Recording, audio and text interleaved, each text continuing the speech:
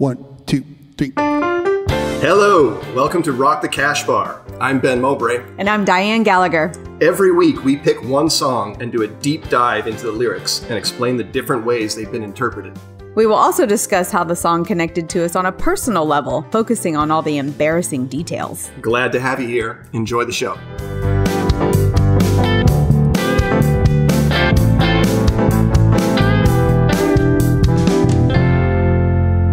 Welcome to the Cash Bar. How are you, Diane? Good. We're back. We're back. We had a week off. Yes. How'd you spend it? I went to Tennessee and to North Carolina, and it was kind of a scouting trip. I think Corbin wants to. We'd never even been to North Carolina, but there's this really cool Wheels Through Time motorcycle museum he's been wanting to see there, and it's been a scouting trip because without even ever going there, he's like, that's where I want to move when Charlie graduates high school. He's like, because he's like, I've given Houston my whole life. I cannot do the heat anymore. We have to move eventually. So it's kind of like, we're like, where could we go? And we want to experience seasons and be in the mountains, but close to the beach, you know, all these things. And so we did it. We figured it out. We think, yeah, it's probably going to be high on the list. It was our second time going to Dollywood and Gatlinburg, Tennessee, and we think we're good. We have filled that request and we may not ever need to go back. Dolly World Achievement unlocked. Well, I've always had it in my head. I think James Taylor put it there, but I've always had it in my head that South Carolina is where I want to retire. Well, probably, yeah. Same. Yep. Never vibe. Been there, but just like I've gone to Carolina in my mind. Yeah. Yeah. Tennessee, specifically Pigeon Forge, Gatlinburg, it's just hillbilly Las Vegas. It is very, very touristy, very crowded, and no good food anywhere. It's just like carnival food. Exactly. So by hillbilly Las Vegas, you mean fucking awesome. Corn dogs. But I will say it's weird. We were kind of getting beat down by how bad the food choices were. But I had read there's one Irish pub in this little village right down the street from our cabin. And it said it was voted best bangers and mash in Gatlinburg. And I was like, only bangers and mash in Gatlinburg? I'm sure it's great. We walked down there and we were like, this is the best bangers and mash we have ever had in Gatlinburg, Tennessee. It was extremely good. And so, I mean, it made us so happy. We're like, oh my God, it's like the best meal we've had since we've been here. It was so good. Yeah. Some like Appalachian Irish family that's been in those woods for 150 years. Yeah. Never forgot the traditions of home though. So I mean, Corbin bought a 3-day pass to Dollywood. So, and only one of those days had fast passes. So like one day, our strategy is we get there very, very early, like first people in, and ride the most popular ride first before all the lines become 2 hours long. And so we did that for 2 days. And then by the Saturday with the fast passes, we just rode roller coasters over and over all day. And it was fun because we like them. We like roller coasters. I can't remember the last time I was on a roller coaster. Yeah, they're fun. See, we all have different rules. I can't spin. I will do a straight down drop before I will get on the teacups that spin because it'll ruin my day. I'm old now. The fluid in your ears changes. If I spin, I'm done for the rest of the day. I love to drop. I absolutely love to drop. It scares me to death, but I love it. It gives me a squeal that I'm also like smiling ear to ear because it's terrifying. You know, like one of the rides there is called Mystery Mine, and it lays you back and you're looking at the sky straight up, and then it flips you straight down. I mean, you're facing the ground straight down, and it's just a squeal of fun. Corbin does it, I think, because me and Charlie like it, and he doesn't want to be a pussy, but I think he hates it. But he's like, I got to. But me and Charlie like that. Charlie is like, each trip he breaks a new boundary because he's like, I don't like straight down drops, but this one roller coaster has a straight down drop, but it also turns. And I was so proud of him because he was sitting there, we were eating, and he's like, I'm not going to do it. I'm not going to do it. And then we stood up and he goes, basically the kid version of fuck it, let's do it. But you can tell he was like, we have to go there right now before I change my mind. And so we get up there and we're almost in the back cart and he's visibly freaking out. Like he's like, never mind. Like we're sitting in the seat, putting the thing on. He's like, I want off. And I was like, Charlie, I know I don't want to do anything to traumatize him, but I'm like, I know this kid, and I know that once you conquer this, you're gonna love it. Long story short, we wrote it 6 times in a row. He fucking loved it. So yeah, he's like, and Corbin said he learned this real cool thing of like, instead of saying I'm proud of you, you ask them, are you proud of yourself for doing it? And that teaches them to not seek other people's approval, like just to seek their own, which is really smart. Yeah. Yeah. So we'd ask him like, aren't you proud of yourself for, conquering that fear? And so, yeah. Yeah. Interesting psychology. That is amazing parental psychology. Yeah. Interesting stuff. Have I ever told you the horrible story of the roller coaster accident in Edmonton in the 80s? No. Is You it want to Final hear it? Destination level shit? Yep. Oh Pretty God. bad.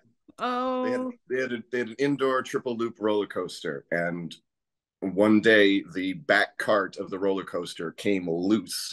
The people inside plummeted to their death. Yeah. They stopped the roller coaster on the loop upside down, while all the terrified passengers had nothing to do but look down at the tragedy. Oh my God. Yeah. Oh my Literally the God. worst nightmare you could possibly imagine on a I'm roller glad you coaster. told me that afterwards. Afterwards. Yeah. Oh, I hate it. I hate it because of that, of course, that shit goes through your mind. And it's why I don't do like parking lot carnivals anymore. I'm like, that's the shit that's gonna do that.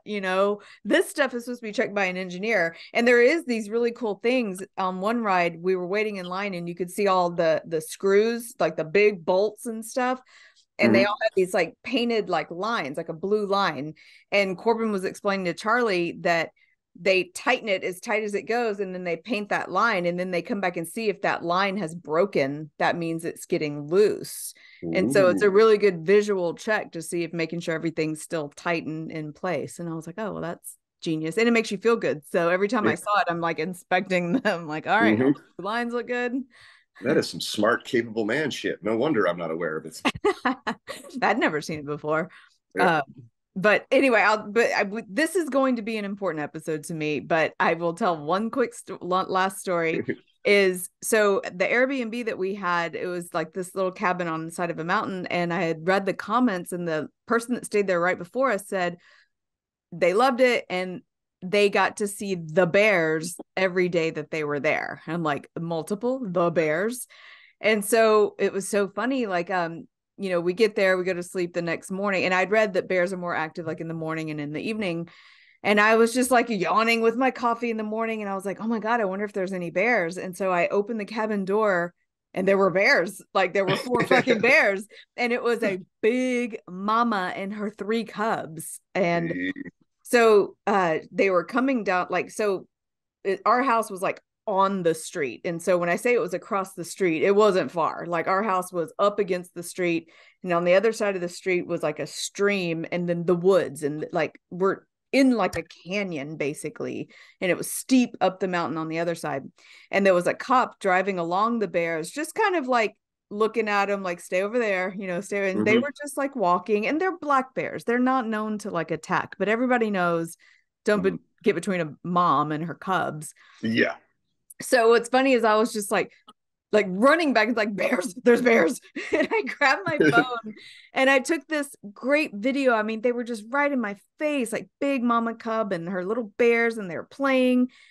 And then when I was done, I had not taken the video.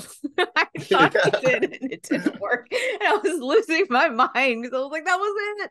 That was our bears. How freaked out would you be if the mom turned to you and just went, no flash photography? No, they are just wearing bear suits, damn it. So the rest of the trip, I'm like, I mean, the minute light comes out in the morning, I'm looking out the windows like, bears, is there bears? And there was one day I was sitting on the porch, and the guy, there was some little town apartments across the street, and he was like, do you want to see some bears? And I was like, yes. And they were just playing behind his house. And I guess he was like, yeah, they have a den up there. We see them all the time. And so our final night there, directly across the street in front of the stream, there was a fire pit, and we were allowed to use it. And so I was like, I'm going to make a fire. And I'm sitting out there with Charlie and we're taking some cute little videos, but I am like a meerkat, like constantly looking for bears because I know it's getting like dusk. And I was just like, I can't not be on my game. I got to look. And so I'm sitting there at the fire and I'm looking at our cabin. And for a second, I thought I saw something dark beside our cabin up the steep hill. And I thought I saw something move. And then I was like, stared at it. And I was like, no, I'm just being paranoid. And I went back to doing something with the fire, talking to Charlie. And then I just happened to turn my head again and I clear bear face, just single bear, no mama cub, but I think it was a male, just looking right at me and coming down the hill towards us. And like, it's not far, it's right there. And I had read, do not run. It triggers their chase response and they're faster than you. And they're like, don't take your eye off of it. And so, I mean, it's next to our cabin. Our cabin is directly across the street. And so I just grabbed Charlie's arm. I didn't say anything. I just started like walking, but staring at the bear. And the minute I got out of its eyesight, I just drug. I was like, run, it's a bear. run, like pushing him like up the stairs, like run. And I get up to the top of the cabin and I got that video that I put on my Instagram story. And there was a guy who had pulled up and was putting his trash in a dumpster just feet from the bear. And I didn't say anything. I just pointed and he just shook his head and he like clapped his hands real big and the bear just like ran across the street right through where our fire was and went up into the mountains. But like if I had just been like looking at my phone, not paying attention, that thing would have walked right up to me. So I was like, all right, we saw the bears, we're good. No more bears. I've seen the bears, I've seen Dollywood. I don't know which one was more terrifying. Was it roller coasters and then bears, or bears and then roller coasters? It went back and forth. It was bears, then roller coasters, then a few more bears, and then more roller coasters, and then ended on the bears. So just sheer terror all day long. But the motorcycle museum was great. And then we went to the Biltmore, the Vanderbilt mansion. And I got to tell you, and we went with Corbin's dad came, and he's seen some like the Versailles. I mean, he's seen some castles in Ireland. I've seen the Hearst mansion. We've seen some like rich people shit. Man, you ain't ever seen some rich people shit like the Vanderbilt mansion. From the minute you walk in, Corbin goes, yeah, this is why people hate the 1%. It was like, this is before they started busting up monopolies. Like, this is the Gilded Age. This is when it was sport for these rich people to see how opulent they could outdo each other. And boy, when you walk in, you're like, what? There's 65 chairs at your dining room table. Like, it's so, their dining room was bigger than like some like 5-car garages I've seen. Yeah. You don't think it's so much worse now? Like billionaires launching themselves into space isn't more appalling to you than the Vanderbilt mansion? It is to me. I like exploration of space. I like it that someone has the money to do it. I don't care about that. I mean, that's just a personal thing. Maybe people don't like it. I'm not ashamed to say that I hope they die. I hope they die. Every time a billionaire launches himself into space, I'm like, well, I hope this is the one. I sincerely hope this is the one. It doesn't bother me as long as they are also doing charitable things. Here's my thing about billionaires using their money. If they are being charitable and having fun with it, I don't give a shit. I really don't. Have fun with your money. I really don't care. But if they are never being charitable, then yeah, it's in our face, you know?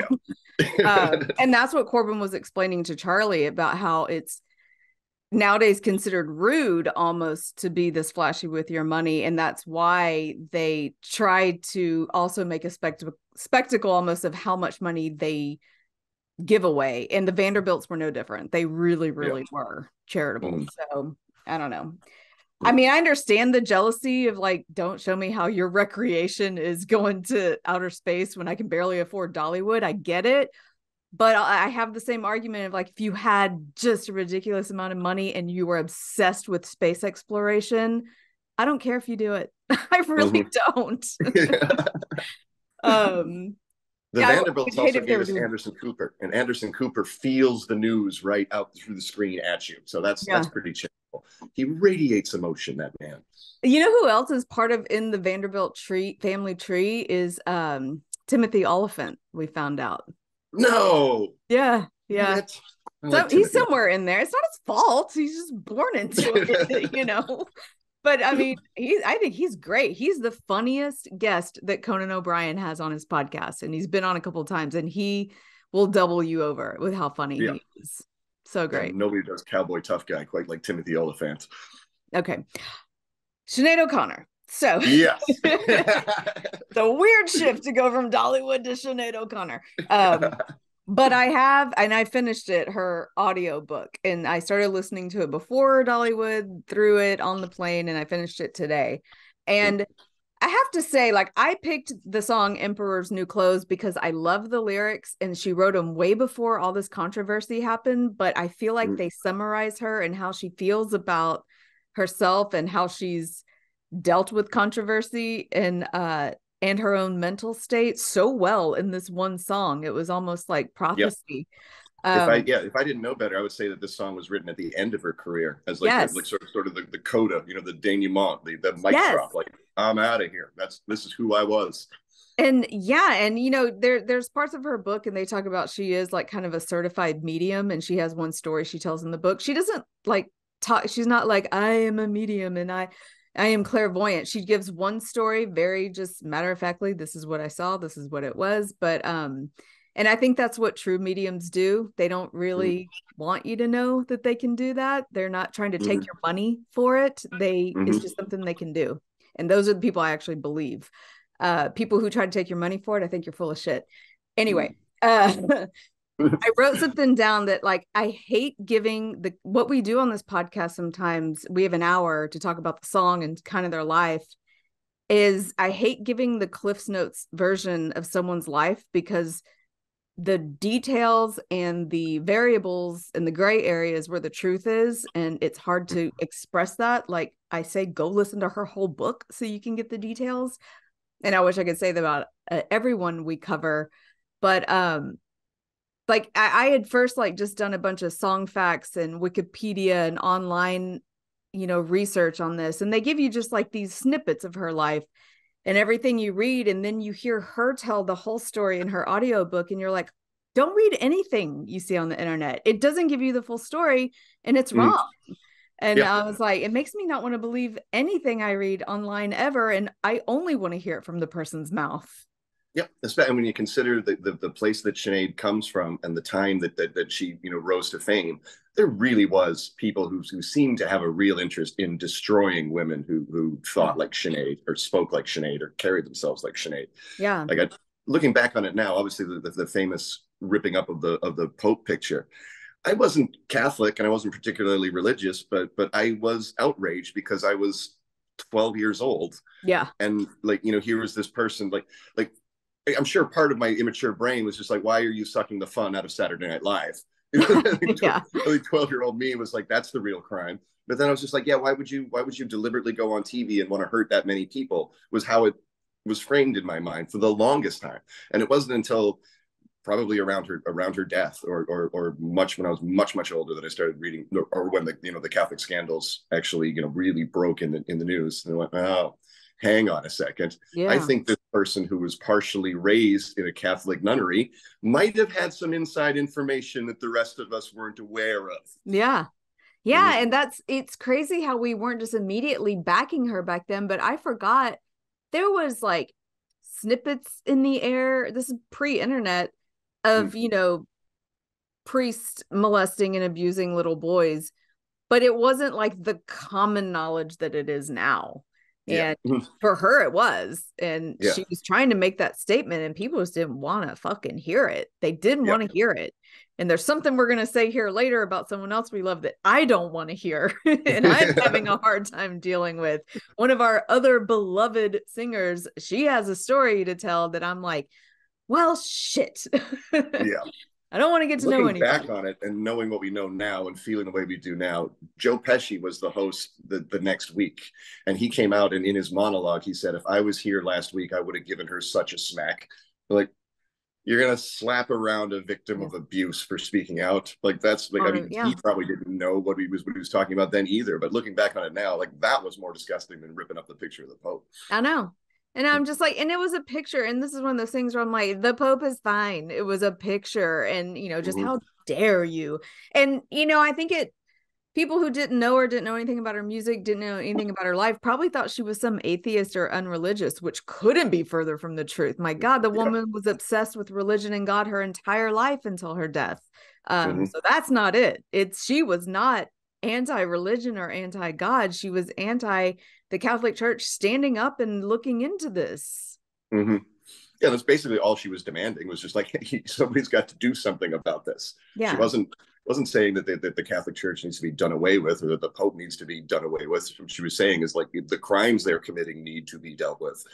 And she was also young and rebellious and reactive, and she was like this her whole life, and she did suffer some mental illness. And she talks about later in her book, you know, she doesn't even want to blame her horribly abusive mother, very abusive mother, sexually abusive to her, like did stuff to her with a broomstick, like really bad. And at the end of the book, she doesn't even want to blame her parents for that, for her actions. She says she had a really bad head injury when she was a kid, and she thinks she had CTE, and that like made her mentally unstable. So there was, I mean, you can't be so hard on really, really young, newly formed superstars who have a mental illness, but their heart is in the right place. But man, Yeah. people are hard on her. Yeah, I mean it's hard enough to be young and struggling with mental issues. Can you imagine when the cameras are pointed at you as well? Yeah. Yeah. And you know, and you know, she's got that Irish fire. If she has something to say, she's not going to hold back. And she never gave a shit what people thought of her. She wasn't trying to be an adored pop star. And later on, I'll read one of my favorite quotes where she talks about the aftermath of SNL, the way the public thinks it destroyed her career, and how she does not see it that way. And it's one of my favorite quotes from the book. It's really good. We'll get to it. This song, because we like all things Irish, it found its way into my Irish Canadian home somehow or another. So we played the cassette "I Don't Want What I Haven't Got" over and over and over again. I really like "Nothing Compares to You." Like it really, like there's I mean, how can you not like it? Just the plaintive wail of her voice. Yeah. But it wasn't my favorite song on that album. "The Emperor's New Clothes" was my favorite song on the album. And here's the thing, because I thought "The Emperor's New Clothes" was a much happier song. It wasn't until this week that I found out that "The Emperor's New Clothes" is not happy in the slightest. Not really. I mean, it's more of an explanation. Yeah. Here are the lyrics to "The Emperor's New Clothes." Seems years since you held a baby while I ranked the bedroom. You said it was dangerous after Sunday, and I know you love me. It seems years since you held the baby while I wrecked the bedroom. So, good domestic scene. Yes. You know? Everything's going well in that apartment, I suppose. It's my favorite thing, like when you start a story in the middle at the climax. Yep. Yeah. We joined this story in progress. Yes. You said it was dangerous after Sunday, and I knew you loved me. So it's looking up, but dangerous after Sunday? I mean, is that religious imagery, or is she alluding to something else that happened within the house on Sunday? Yeah, I'm not sure about that line. It's impossible to tell, because as you go on, you realize that this is a deeply personal song. Like, yes, we do so many songs that are trying to be super oblique so that they can relate to everybody. This song is so specifically about what she was going through in this moment in her life. Her producers, after this album was made and ready to go, they had this moment where they didn't want to put it out. And a lot of she talks about the producers. That's who the emperors are in this, is they were like, this album's too personal, we can't put it out. And she's like, would you say that to Bob Dylan? Like, fuck you. Like, all songs are personal, they're supposed to be, but she writes so specifically personal, which makes me love it. Mm-hmm.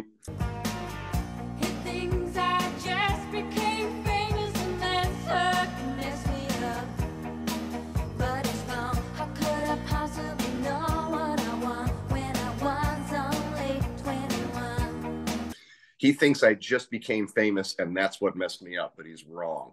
So she's clearly alluding to the childhood that we sort of just kind of discussed, the abuse at the hands of her mother, getting taken to an all-girls, basically a nunnery, and basically being spat out by the music industry. So yeah, she's basically saying that by the time I was 20 years old, well, she comes right out and says, how could I possibly know what I want when I was only 21? Yeah. There's millions of people offer advice and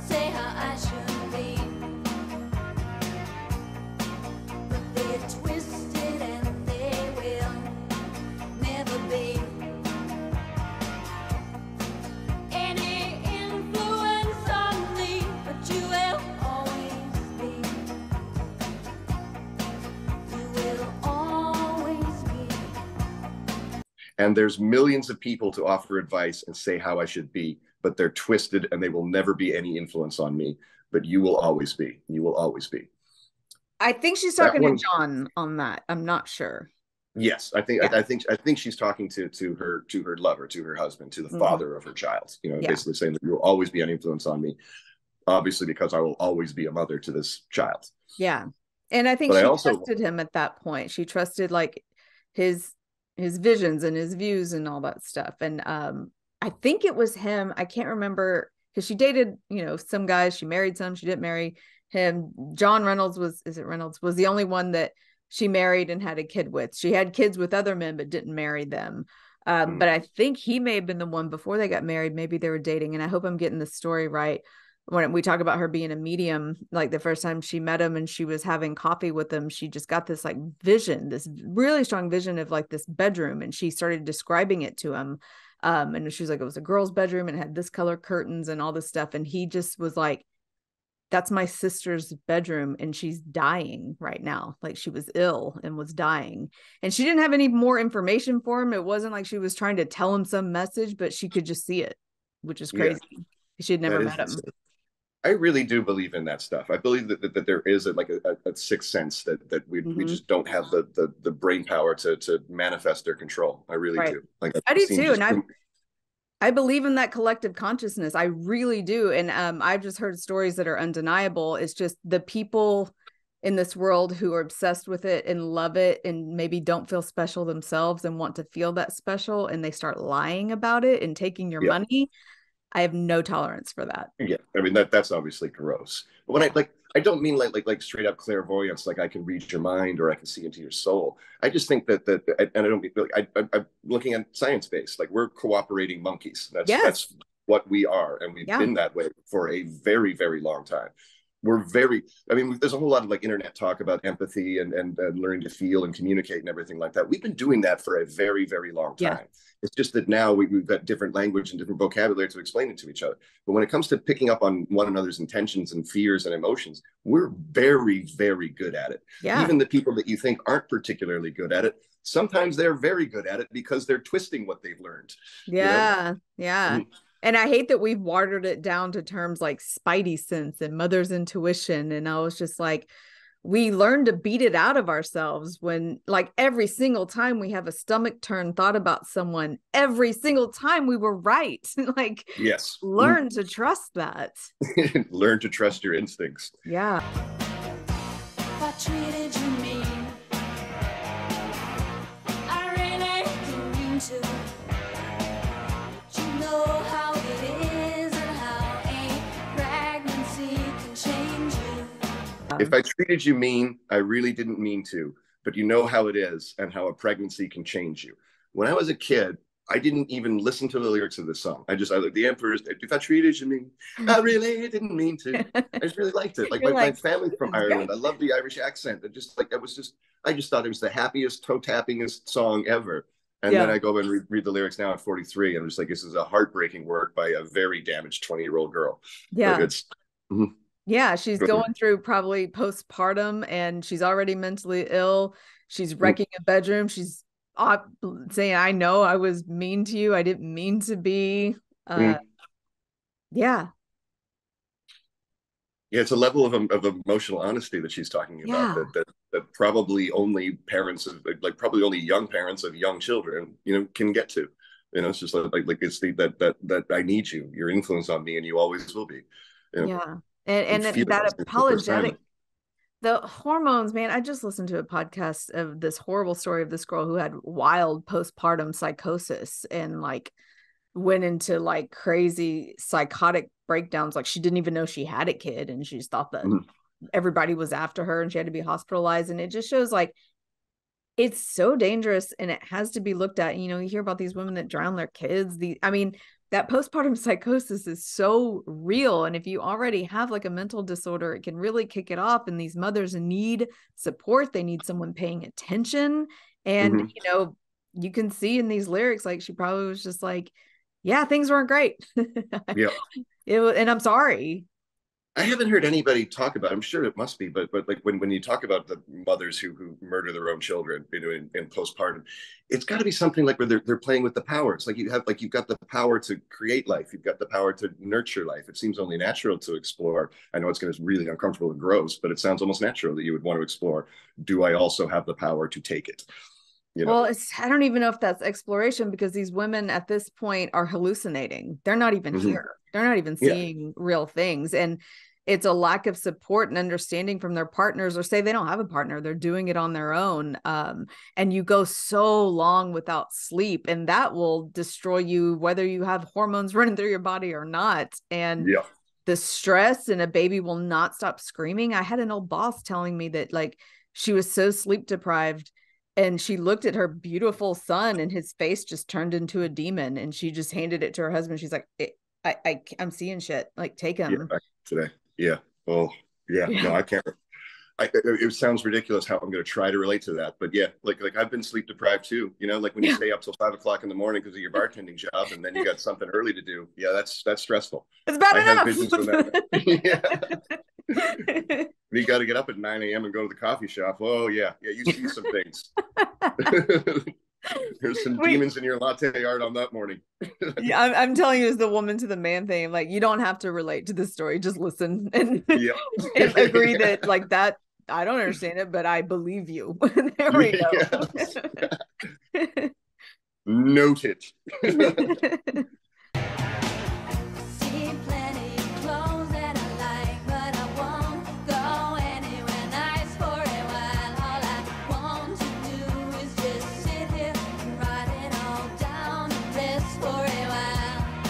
I see, this is a heartbreaking line. I see plenty, because when I read these lyrics, I thought of you, and I thought of all the mothers that I know that are my age. Like, I see plenty of clothes that I like, but I won't go anywhere nice for a while. All I want to do is just sit here and write it all down just for a while. Yeah. Like, it's kind of a heartbreaking thing. It makes me think of my own mother, like the sacrifices that get made. Like, we've talked about it on another podcast, but like, I work with men who have children, and they immediately start picking up other shifts or taking second jobs. And I've no doubt they're under financial pressure, but I'm also have no doubt that that's an excuse to get out of the house. Yeah, dude, I'm dealing with this specifically with a girl I know right now. She's going through so much shit, and she's got a new baby, and I swear her he's working out of town. And then, like, there's days she'll talk to him and he's not even at work. He's like going to go hunting. And I was like, he can't handle the pressure at home, and he's making it so much worse for her. And I'm looking at her and being like, she's going to snap. She's going to fucking snap. And then he's going to have to deal with it. Which I'm like, you fucking coward. Like, it makes me so mad. Like, somebody's got to recognize that and send the message to him somehow. It's gonna probably not a thing you can sit down and do directly, but maybe by example. Yeah. We're not meant to do this alone. Like, even if the husband's gone hunting, you had the village, you had the grandmas, you had everybody. And I think that's probably what's causing more snapping in women these days, is they're having to do it completely without help. Yeah.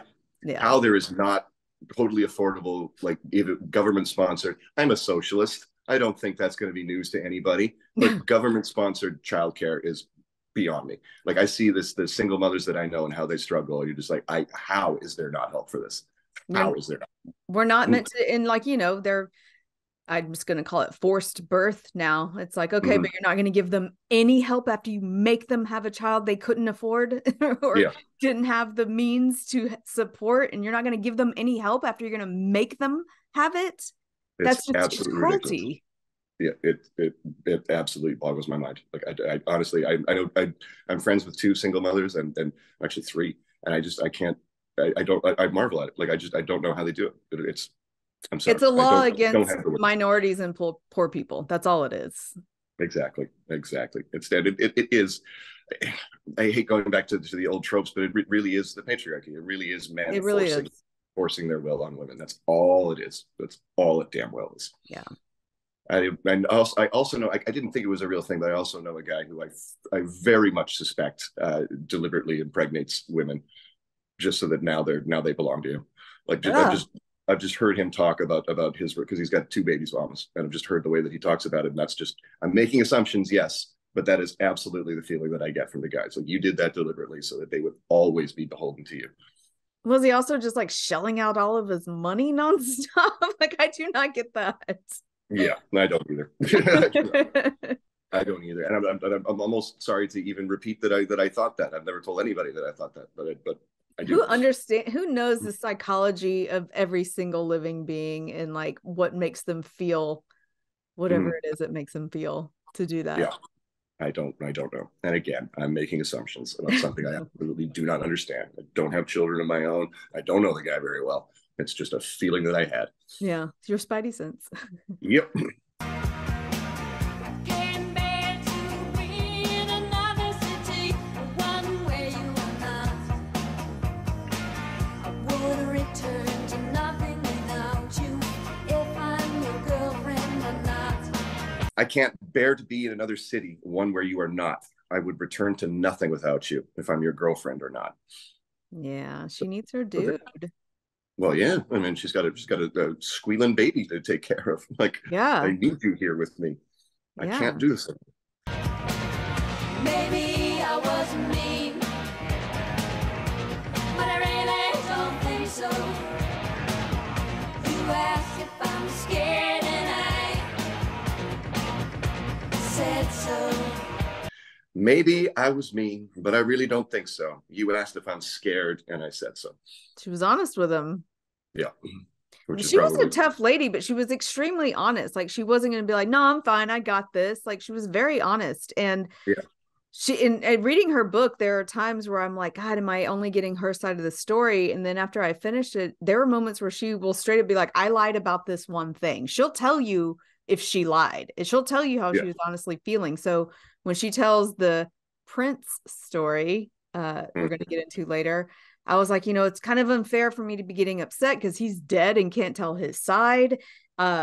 Is it possible that she's lying? We know she has mental illness, but then the way she tells it is just so matter-of-factly and straightforward. And then she cried when he died. She's still an empathetic person for him.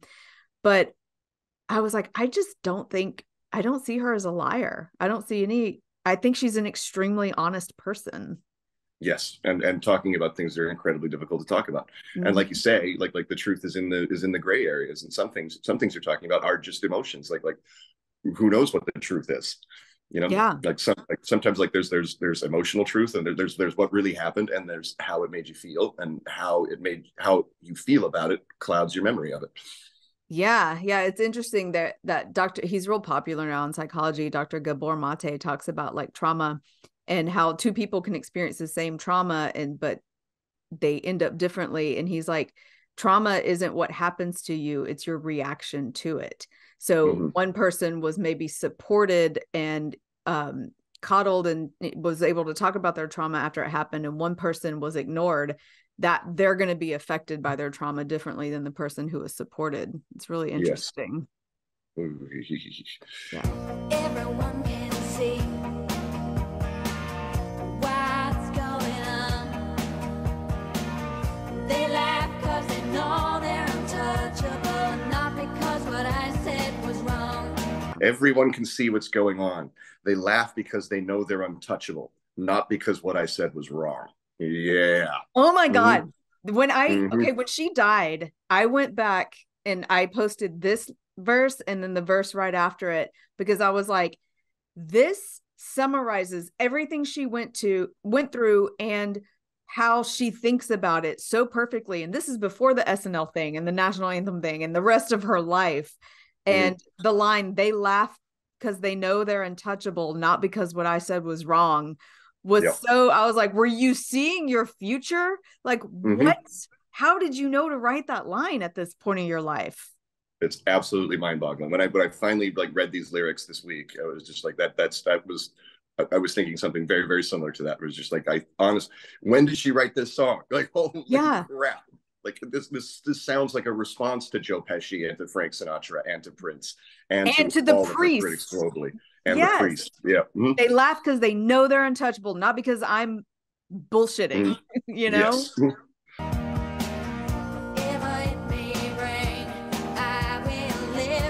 My own policies. I will sleep with a clear conscience. whatever it may bring, I will live by my own policies. I will sleep with a clear conscience. I will sleep in peace. Like, yeah. You couldn't. If somebody was reading just Sinead O'Connor lyrics, they'd be like, okay, she wrote this song after SNL. Like, She she wrote this must after have she died. Yeah. I will sleep with a clear conscience. I will sleep in peace. Where she's like, I am going, and God, what I'm going to read later is so great. She lives by her own policy. She will not prostitute herself out to make you like her more. She is going to be honest no matter what. Yeah, and that's what an artist should do. Like, there's yeah. Maybe it sounds mean, but I really don't think so. You asked for the truth and I told you. Maybe it sounds mean, but I really don't think so. You asked for the truth and I told you. Like, that line, I think of this young couple, you know, in a crappy apartment in Dublin or something like that. And you're like, your parents for the first time, you've got a really uncertain future in front of you. You must have like really honest conversations with each other where you're just like, there you are. Sorry, I had a phone call. You must have really honest conversations with each other. Like you and Corbin must have had conversations really young in your parenting where you're just like you ask, like, are you enjoying this? And the honest answer is probably going to be no. I'm cleaning up shit and puke all fucking day. Oh, I miss my old life. Yeah. I don't feel like me anymore. It took me 3 years to feel like me again. Like, yeah, if don't ask for the truth sometimes if you don't want to hear it, because sometimes it's like, okay, I'm gonna tell you, and it might scare you a little, but this is how I'm feeling. That's why we go to therapy. If you don't think your people around you can hear that harsh truth, tell your therapist.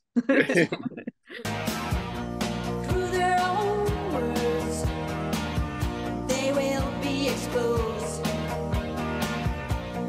They got a southern case of the emperor's new clothes. The emperor's new clothes. The emperor's new clothes. The emperor's new clothes. Through their own words, they will be exposed. They've got a solid case of the emperor's new clothes. Yeah, okay, so I have sang solid case, and I will probably still sing it because I just misheard her, but she says severe case. And then when you hear it, you're like, oh, there it is. It's her accent, my American hearing of it. Did you know the story of the Emperor's New Clothes? Yeah. I learned that as a kid. Yeah, I had a kitty picture book that had a naked emperor wandering through it. Yeah. So for anybody who doesn't know, because I was like, how is she? And I was like, oh, she's the kid pointing, basically. Because I do know that at the end, you know, the producers didn't want to release this album, and they had all these fears, and they were just kind of looking out for themselves and not her. So that it's a Hans Christian Andersen thing where the emperor wanted some new clothes and they gave him nothing, but said everyone else can see it. They're like magic clothes, or basically, and you look amazing, and everybody was going along with it, and he was parading through town. Everybody's like, you look great, but like the kid who wasn't privy to this bullshit just pointed at him and was like, you're naked. Yeah, they convinced him. It was like, you're the only one who can't see these clothes. Everybody who's beneath you can see these clothes. Like, you're fine. And the kid goes, no, you're naked. Like, and she's the kid pointing at her producers, and I think, and everybody else, and being like, I can see through your bullshit. I can see. I mean, I think she's pointing at everyone in the world, being like, I see through your bullshit. Like, no one is being honest with you, and you're not being honest with yourself, but I am. Yeah, my words are honest. My voice is honest. I have these tools for honesty that you don't have. Yeah. You don't get to tell me how I use them. Yeah. Yes. Let me just say, after reading this book, I just loved her more. I just loved her more and more. And, you know, she finishes this book before her son Shane dies. And as people might know, he took his own life. And it pretty much destroyed her. And I don't know. I don't think that. Have you seen a autopsy report, like why she died? They haven't released a cause of death. They haven't. No. And it wouldn't surprise me at all if that's a respect to the family, because here I am making assumptions. Yeah. But after her son Shane committed suicide, she said he's decided to end his earthly struggles, and something like, I dearly hope that nobody else follows his example. It certainly sounds to me that in her depression and in her struggles in the wake of his death, something happened that whether she did it deliberately or accidentally with pills or drugs or something like that. Yeah. And the family was like, we'd rather not have Sinead O'Conner, who was so honest Yeah. and such a great artist, kind of go out being accused of being a hypocrite. Right. And again, you know, that's just a feeling I get. And it's none of our business. Honestly, we try to make these celebrity things our business, and it really isn't our business. But I understand if it's heartbreak. I understand if she developed a pill addiction. I saw someone say it was a fentanyl overdose, and I'm like, we don't know any of this. And whatever it is, so be it. Yeah. I think it's impossible for me to divorce the two events, though. I mean, they just happen so close together. It's like they have to be related. Yeah, and it didn't the same thing happen with like Carrie Fisher and her mom. It happens. It's something you see all the time. It even happens with married couples. They just they go close to each other. So we've talked about like what these lyrics mean, and I think it's pretty straightforward. And it's hard to do an episode of Sinead O'Conner without at least, and I hate touching on Cliff's notes, but talking about the big events, the SNL, the aftermath, the national anthem thing, which I didn't even know about, but there's like great stuff in there about what she has to say about it. The national anthem came first. That was the first sort of big Sinead O'Conner hates everything and everyone. Well, the way she explains it in her book is, so the SNL had already happened, and then she said, no, the national anthem was first. No, that's not what she says in the book, because she gives like a reason why. She's like, so the SNL thing happened, and then she says her and a friend were at this hotel or something, and the radio people were saying, bring your Sinead O'Conner records, and we're gonna steamroll them. It was like this big thing on the radio, and all these people were picketing her being there. They were mad at her. And so she put on a wig and glasses and went down with them and was like, yeah, like, fuck this girl. And her and her friend was dying laughing. They thought it was funny. And so she got interviewed, and apparently this is out there. And she put on the like fake, like Southern accent. And they were like, what's your name? And she's like, I prefer not to give my name to strangers. And anyway, she was kind of getting busted. And they had it on the news later, like, because her and her friend were laughing so hard, they finally had to leave. And they had it on the news later, like, was this her? It was her. So she was saying, like, in her book, she was saying SNL had happened, then that had happened, and then she's about to do this thing in New Jersey, this performance in New Jersey. And it makes me so mad, because you're like, oh, I think we blame the internet for all this like fake news, but it's always happened since the development of newspapers, radio, television, everything. Things get faked and blown out of proportion. So she's getting ready to do this performance at this like stadium or something, this venue in New Jersey. And she said this white boy and girl basically come into her dressing room and ask, like, would it be okay? You can say no, basically, if we played the national anthem before you walk out there, like through the speakers of the stadium. And she was just kind of like, it's not something that they did regularly at the stadium. It wasn't a common thing. And it's not a common thing you do in music, unless maybe you're Travis Tritt or something, or Carolyn Picard. This isn't a normal thing. I don't think I've ever been to a concert where they played the national anthem before. No, and I think it just struck her as weird. Like, she didn't even want her own Irish national anthem played. And she's like, this is like, she's called it like ridiculously square. She always thought of national anthems in that way. And it's just not her show. And she was rushing, and she's like, I got to take all my nervous peas, and we're trying to get the wires down my back for, the performance. And so they proposed it as, hey, it's cool if you say no. And she was like, yeah, let's pass, basically like, no. And while she was on stage, those two called a radio station and said that she outright said no, and said she would not go on stage if they played it, causing fucking national outrage over a goddamn setup. And it's so upsetting. And she tells the stories about MC Hammer publicly wrote this check to send her back to Ireland, and she said it smelled like coconuts, like him. And she's like, he's just playing into this bullshit. And she was like, if there's any reason to leave America, it's his music videos. Which I thought was such a great dig.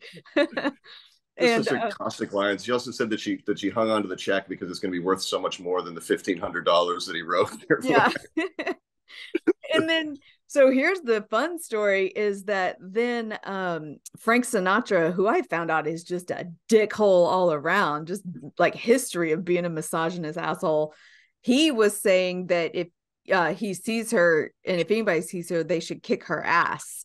Yeah. And she was like, this was actually concerning because I was staying in the same hotel as him at that time.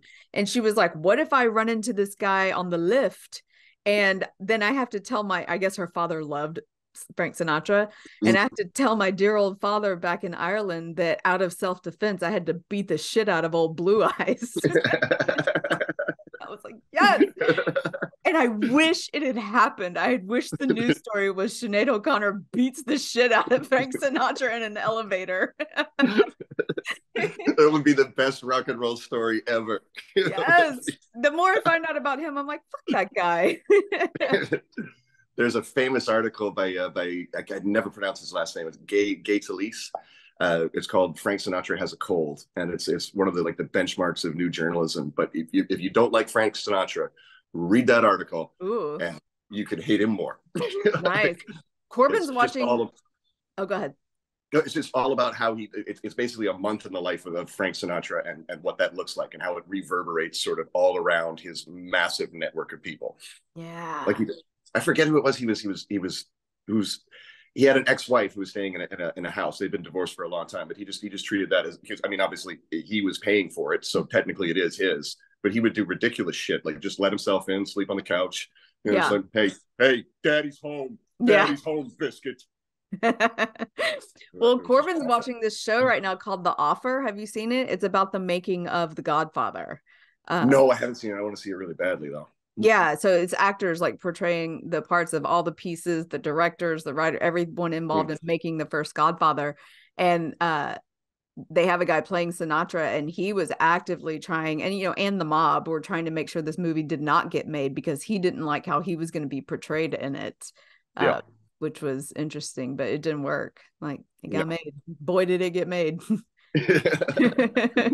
We're still hearing about it to this day. Yeah. Well, I know you don't want to do it, but the time has come. Okay. Before I get into the Prince thing, it's so hard. Should I do the Prince thing or should I'll end on, okay, I'll do the Prince thing and then I'll end about what she says about the aftermath of SNL and her whole life, because it's like 3 paragraphs, but it's my most favorite thing she said in the whole book. Okay. I wish I could, she does a whole chapter on meeting Prince and this horrible night that happens. And as someone who I'm looking at a Prince poster across from my face right now, biggest poster in my room. I cried when he died. I went to Numbers because they played all Prince all night and I cried. When I tell you I love Prince, I fucking love Prince. And this was so hard to hear. Like if you love Bill Cosby your whole life, it's hard to hear. Prince wrote Nothing Compares to You, her biggest hit. But did they meet before, No. like as she was recording it? No, they'd never met. Okay. So I think we all thought they had a meeting and he was like, I love this. I wrote the song. I think you should sing it. I think that's the narrative I made up in my head. That's what I had in my head too. Like he must have heard her sing in a club or something like that. And just like, that's the voice that goes with this song. Yeah. No.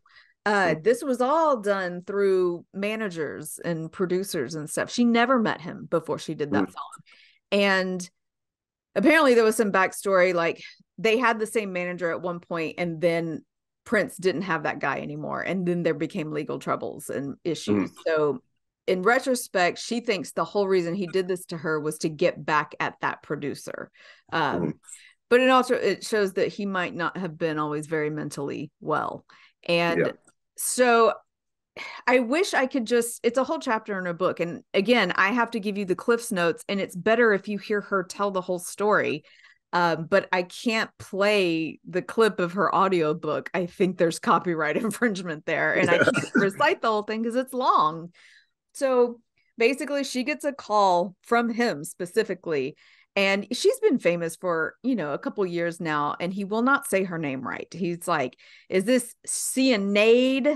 Where she's like, what? Like, he's being an asshole, but he will not say her name right. And they're in Hollywood and he wants to invite her over for dinner, basically. And she's like, holy shit. Like, and she said her and her best friend had always had these like fantasies of like her finally getting to meet Prince, and they fall deeply in love. Like, she loved Prince like everybody else did, and she got to sing his song. It was a #1 album. It was a #1 song. And so she's like, oh my God, I'm finally going to get to meet him. And she was very excited.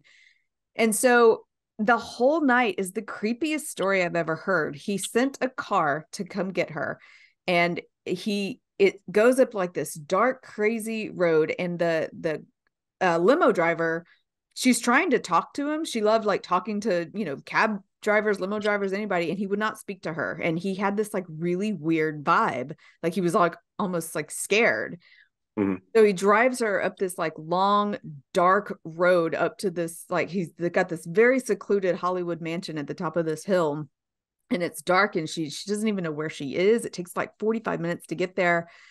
And the guy said something like he doesn't like a lot of light. He likes things dark. And so she gets there. She calls him Igor in the book at first. And the guy that opens the door and lets her in, it's like almost this creepy, like Igor guy letting her into this mansion. And all the hallways are super dark, where she's like, I can't even hardly see where I'm going. She's trying to talk to him, and he's not giving much, but he looks scared. And he leads her into this kitchen, and then he leaves her. And then Prince finally comes in. And she's like, she's kind of being just mean at this point, because she has more mean shits coming to her. But she said he's wearing more makeup than she's ever seen on Boy George. And he's acting really weird. And he's like, you must be Sinead. And she's like, you must be Prince. And he's like, would you like a drink? And she doesn't drink alcohol. So she's like, yeah, anything non-alcoholic. And so she says he turns around and grabs a glass, and then turns around and slams it on the table so hard. She can't believe he didn't like cut his own hand. And he's like, get it yourself. And then starts telling her that he doesn't like the way she talks in interviews. And she's like, English? Like, I don't, and he's like, no, I don't like basically her profanity or bad words. And so she starts getting a little offended. Like, she's like, hey, I don't work for you. So if you don't like the way I talk, you can go fuck yourself. And because this is how she is. She doesn't people please. And she doesn't like the way she's being treated. And this whole situation is super weird. And so he gets pissed off, and they kind of get into like an altercation, but then he'll pull back. And then he's like, let's go into this dining room and eat dinner. And she's like, I'm not hungry. And I'm going to try to speed up the story, but like the butler or the Igor guy, Prince is like screaming for his name and like demanding that he serves her soup. And she's like, I don't want to eat anything here. Like, she wants to leave. And but she also said in the book, she was like, I didn't want to be party to the mistreatment of Igor. She was like, she didn't want to be specifically didn't want to be served by Igor because she didn't want to make his life any more miserable. Yeah. So we find out Igor is his brother, Dwayne. He's abusive to his brother, and his brother is scared of him. And so then they get in more arguments about the treatment of his brother. And then he's like, let's take a pause. And he goes upstairs, and she's like, I don't know, to redo his makeup. And he comes downstairs with 2 pillows, and he's like, let's have a pillow fight, which is so weird. It's so bizarre. But she has this moment where she's like, all right, like, I want that story that I had a pillow fight with Prince. So he hits her a couple times, and she realizes he's put something really hard in the bottom of his pillow, and he's trying to hurt her. And like something like heavy and metal. And so she's like, talking about the abuse that she's had. She's looking for exits. She's trying to get the fuck out of there. And it escalates, and she eventually finds like the door, and she runs outside, and the driver's asleep in the car, and she doesn't want to wake him up. She feels bad for him. And then Prince is chasing her. She ends up hiding in the woods. He gets in his car going to look for her, and she can see like through the trees, the lights. She eventually makes it out into the street and is trying to just like run to find safety. And he fucking finds her. And then there's a chase, like him chasing her around the car. And then her dad was like a cop and always said, like, if you're in this situation, like, find an adult, run and knock on someone's door. And that's what she eventually has to do. She runs to a stranger's door and knocks on it. And that's when Prince gets in his car and goes back to his house. And she never sees him again. So it's a fucking bonkers story. And, as you're reading it, you're like, okay, did he ever say his side? Like, she didn't really tell it until this book. And she says in the book that was the hardest chapter for her to write. Like, she had to go like rest on it for like 3 days before she could like tell it, because it was so hard. And she didn't have this lingering hatred for Prince. She said she thought about his brother all the time. But when he died, she said she cried. And she was like, I cried because I think the loneliness of fame can do this to a person. Like, I think she had empathy for whatever it was that made him like this. You can't, because nobody sees you anymore. Like you can't be. I mean, and Prince kind of does it to himself a little bit with the purple costumes and the frilly cuffs and the makeup and everything like that. But that's kind of what made him a star. It's very possible that he felt trapped in it. Yeah. And he also, I mean, there's no doubt that he probably felt like, this is a woman who owes me big time. Yeah. And like she says, she told her manager what happened, and he got super pissed because he was like, this wasn't about you. He was doing this because there was a fight with his old manager, and that's why he was doing this. And you wonder why she never went public with the story, but I get it. Like, everyone already hated her. We love Prince. It would be her word over his. Everyone thinks she's mentally ill. I mean, this is just me talking. She's not saying any of this. And I was like, I get why she didn't say anything. They're probably like, fuck it, they're not going to believe me. She also had, there's that. And there's also, she had larger enemies. She had like, she's doing battle with the Catholic Church. She's wrestling with her own spirituality. Like it's like, I don't have time to get in a pissing contest with Prince. Yeah. What a stupid little interaction. I could see her being like a lot of women do, is like, I'll just never talk to him again. How about that? That'll solve that.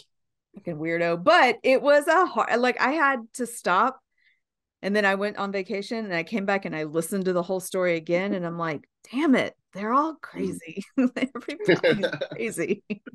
They are all crazy. I hated hearing it. But I want to read this thing about what she says about the aftermath and of Saturday Night Live, and then the rest of her career, because it's my favorite thing she wrote in the whole book, because it makes me like, fuck yeah. Okay. Sorry, I have horrible lighting in here, so I have to put this paper in front of my face, and I can't see anymore. A lot of people say that tearing up the Pope's photo derailed my career. That's not how I feel about it. I feel that having a #1 record derailed my career, and my tearing up the photo put me back on the right track. I had to make a living performing live again, and that's what I was born for.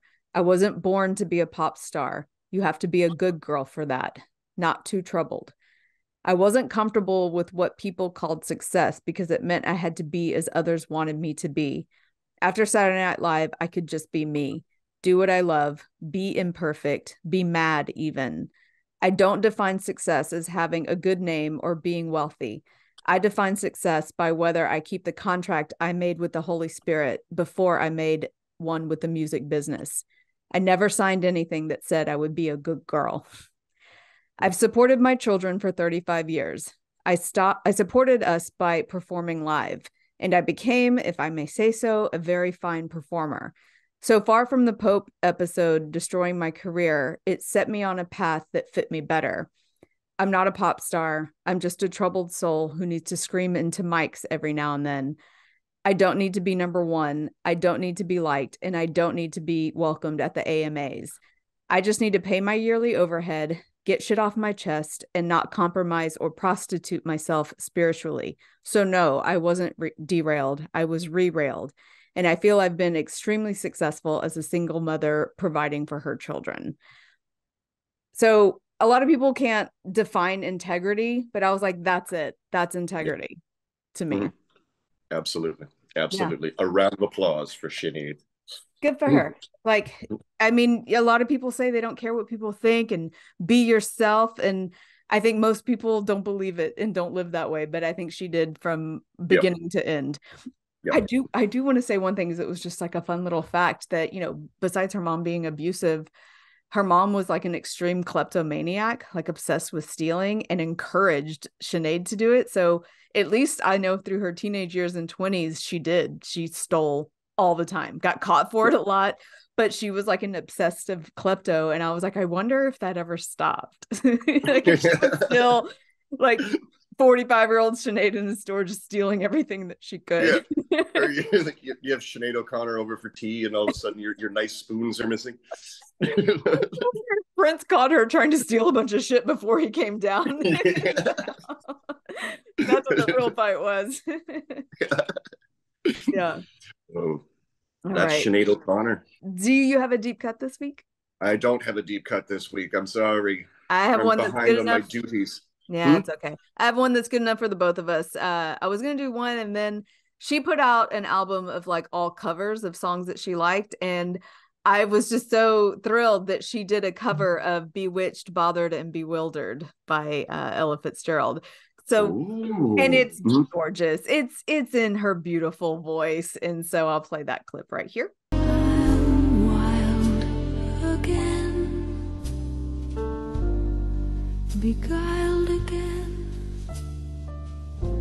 a simpering, whimpering child again, bewitched, bothered, and bewildered. Am I?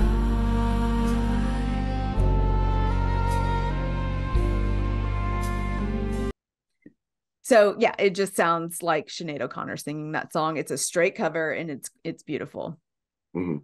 Yeah, Lovely. lovely. And can we just talk about beautiful? How obnoxious it is how beautiful she was her whole life with a shaved head.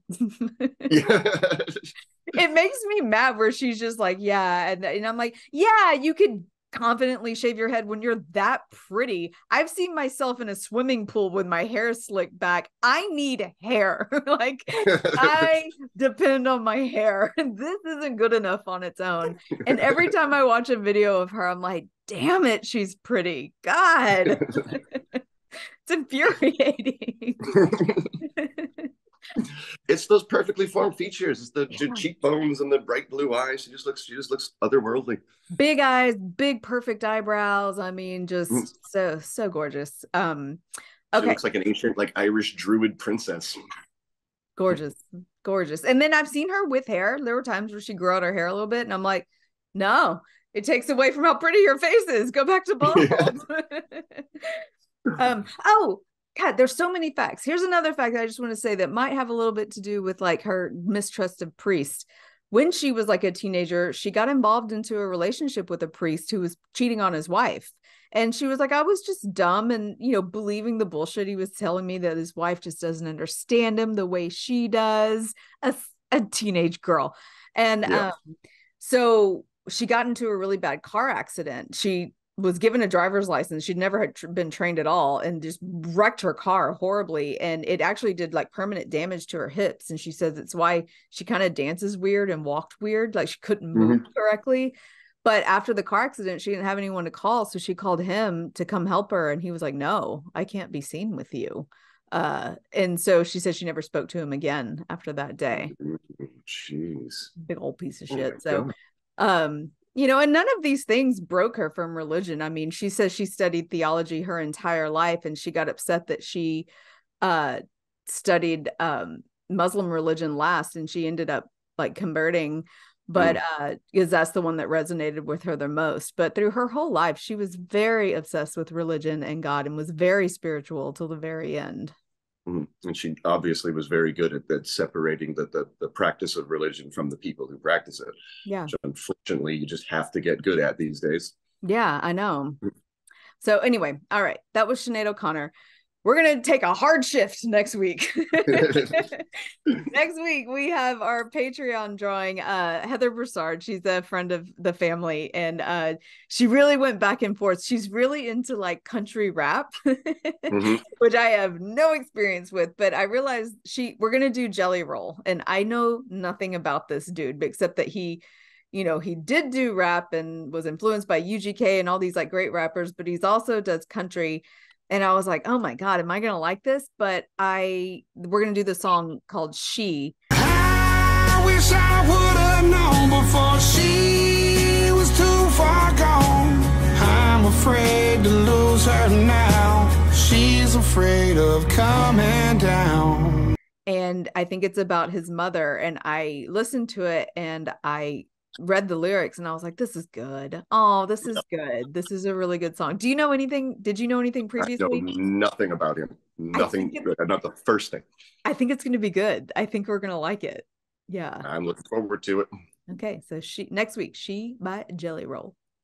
Deal. All right. Hard shift. All right, you guys. Let's And Vogue. 1, 2, 3. Rock the Cash Bar is produced by Diane Gallagher, music by Chuck Savage and Eddie Hawkins.